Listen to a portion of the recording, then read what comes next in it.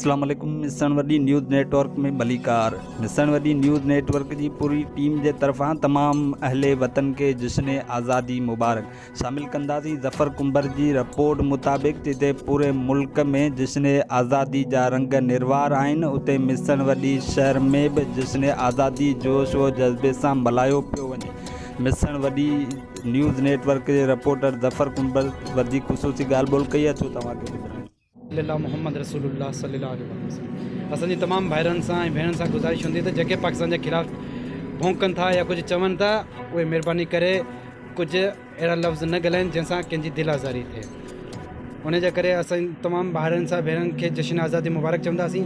ऐं असीं मिशन वडी में हर साल पुरजोश तक़रीब सां रैलियुनि सां ख़ुशी सां इहो ॾींहुं मल्हायो वेंदो आहे।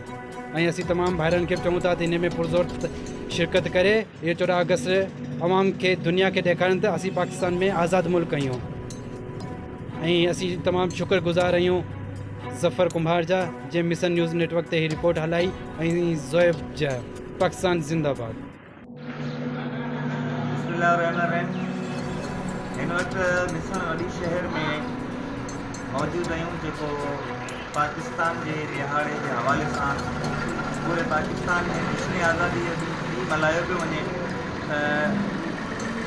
मिशन वडी में हिंदू बिरादरी के तरफा ऐं पूरे पाकिस्तान में हिंदू बिरादरी के तरफा ऐं मुंहिंजे तरफा तव्हां सभिनी खे दिल की गहराई सां जश्न आज़ादी मुबारक। पाकिस्तान जिंदाबाद। पाकिस्तान जिंदाबाद। पाकिस्तान जिंदाबाद। पाकिस्तान जिंदाबाद। पाकिस्तान का मतलब क्या? पाकिस्तान का मतलब क्या? पाकिस्तान पाकिस्तान